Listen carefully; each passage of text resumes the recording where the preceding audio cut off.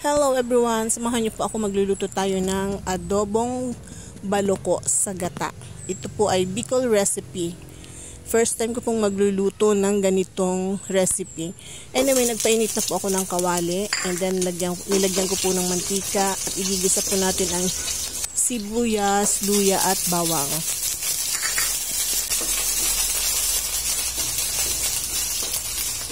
Ayan, gisa-gisa lang po. And then, pagkatapos po nito, isusunod po natin ang baloko. Hindi ko po kasi alam kung ano sa Tagalog ang baloko. Pero meron pong nagtitindang ganito sa amin. Sa bikutan. So, ayan, igisa po natin ang baloko. Then, lagyan po natin ng ground black pepper, laurel,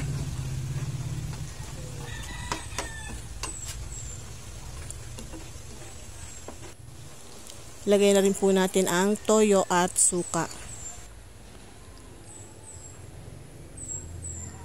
So, ayan. Tapos, tatakpan po natin ito at hayaan nating mag-reduce yung kanyang sabaw. So, kapag puro kaunti na lang yung sabaw, kagaya po nito, lalagay naman po natin yung gata.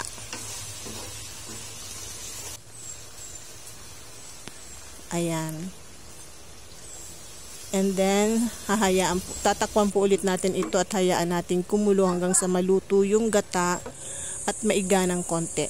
So, this time nilagay ko po yung bird's eye chili. Wow, napakasarap, nagmamantika. So, ito na po ang ating adobong baloko sa gata.